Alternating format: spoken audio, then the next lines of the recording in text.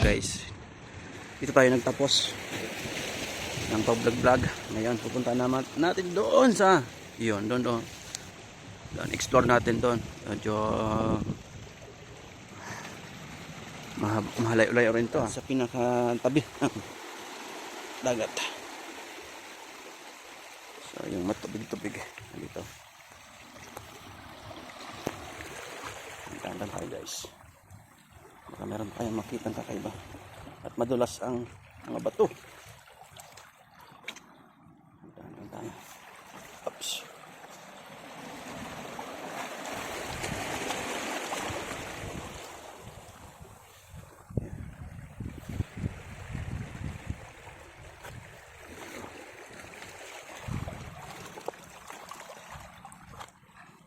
So yung buti lang guys yung bagyo. Yung bagyong mawar ay hindi masyadong naapektuhan yung Albay. Dahan-dahan tayo. Awat yung tubig dito.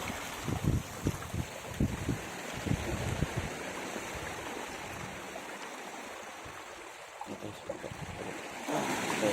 Alas.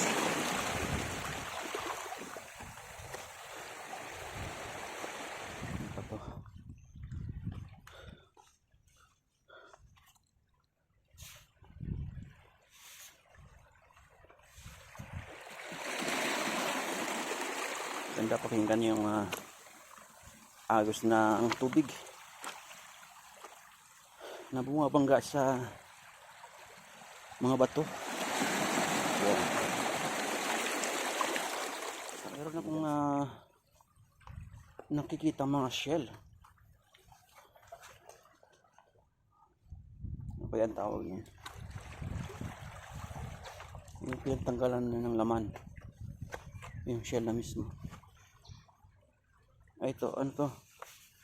Damong dagat. Pero patay na yan. Meron ako nakikitang shell.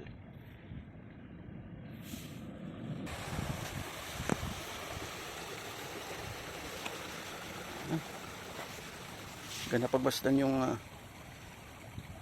agos ng tubig na sumasampa sa mga bato.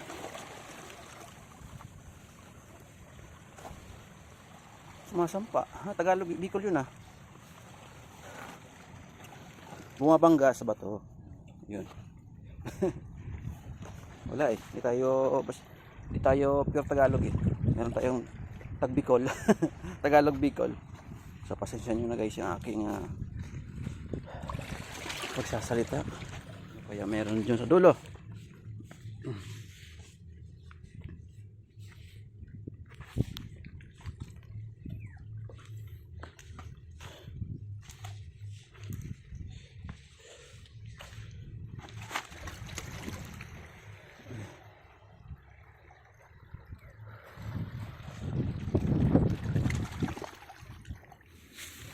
Tingnan natin.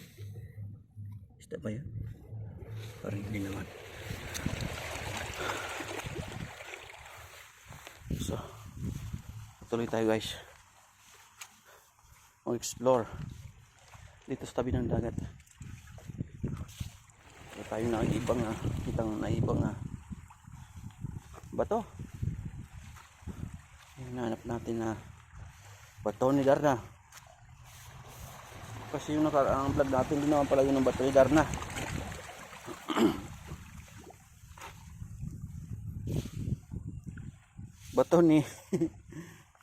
bato ni Wonder Woman yun. Wonder Woman. Yung ginagawa dito ni Wonder Woman.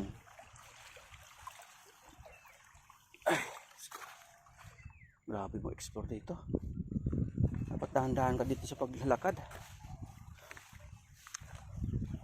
Ayun, may patay na. Patay ka pa yan? Patay? Uy, patay na. Hindi siya makaalis doon. Kaya namatay na lang siya. Alam niyo guys, ang ganitong adventure ay dagdag pa sa exercise ng ating katawan. At nakatanggal din ng nakatulong din ng pagtanggal ng stress. So yung mga baba ito guys. Ay, oh, ouch. Naslide ako guys. Uli na lang na-control natin yung yung pag-slide.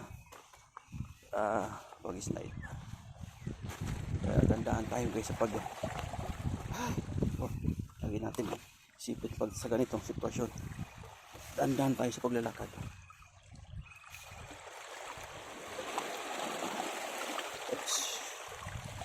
Oops. Ay.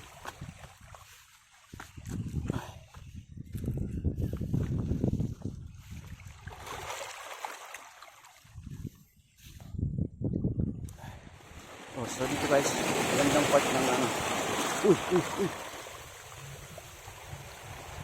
Hindi masyadong malaki yung bato.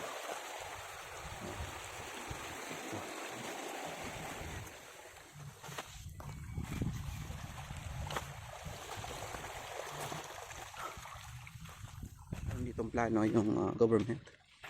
Tinamakan nila.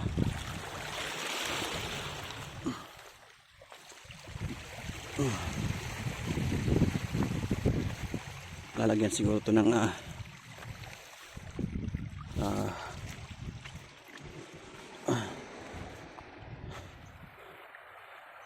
hindi para dito part na may sand. Yun guys, doon tayo galing kanina. Doon so ito na yung kukunti lang yung bato sa tabi ng dagat. Di ba? Pwede ditong maligo. Check natin. Papunta doon. Diba? Ganda. Uy! Pag inabot na tayo doon doon sa tabi So hindi maganda ang paliguan muna dito kasi hindi pa nalilinis. Malaking bato dito. Ayan, tabi-tabi po. Pero sino? Pero sino tabi po? Tabi-tabi po. So yung guys, pag merong malalaking bato or malaking puno, kailangan natin magpa-excuse sa kanila kasi baka meron tayong hindi nakikita na elemento sa mga elemento. So yun guys, meron tayong nakitang corals.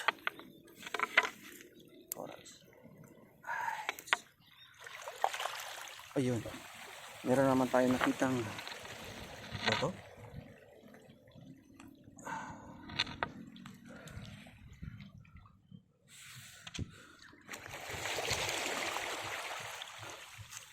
Ay, kunin natin yung bato.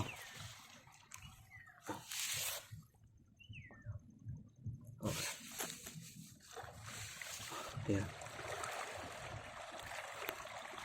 Ay. Ayan. Kulay medyo may brown. Namumulang-mulang brown. Ano kaya ang tawag niya? Kulay na yan.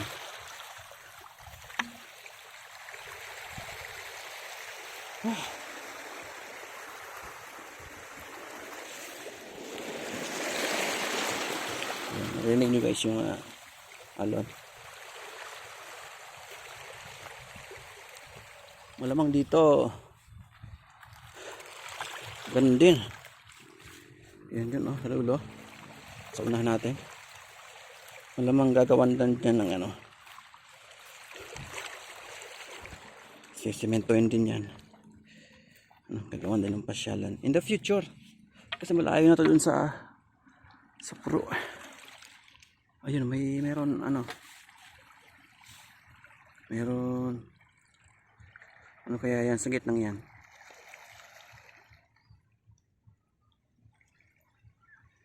Oh, bato ba yan o pagong? Parang pagong. Hindi, parang bato yan. Bato. Meron tayong nakitang upuan. Kanino kayang upuan to? Oh, Oh. Kainong upuan to.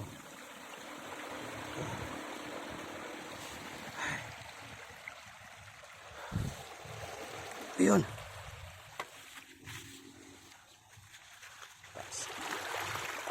Subukan natin. Oh, meron daan. Ayun. Matubig siya. Hintayin natin na mawala. Yun. Yun. Dandan lang tayo doon sa Manito Albay.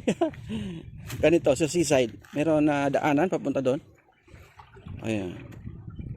Sa tabi ng dagat. Pwede mangyari yun. Kasi naumpisa na nga nila dito sa Barangay Dapdap eh. Malamang sa pagdating ng panahon ay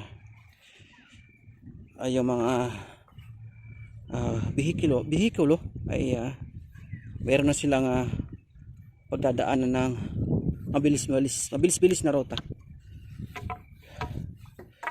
kaysa doon sa pinagkaugilaan nilang daanan.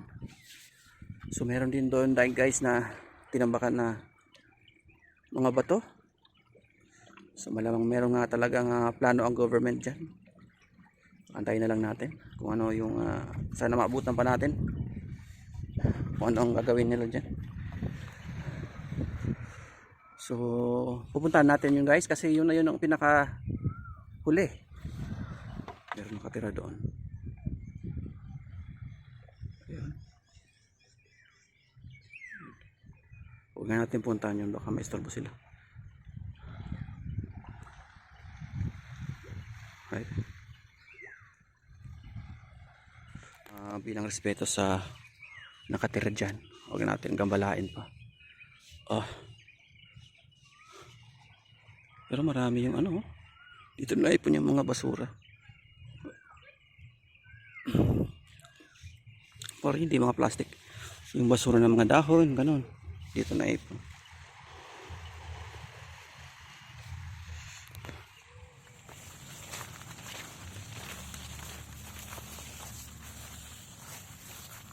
Guys, pauwi na tayo guys. Ayan. Ayan si Mayon.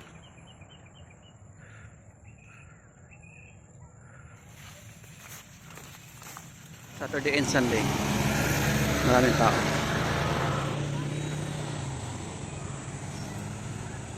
Happy blessed Sunday everyone. Relax ka lang.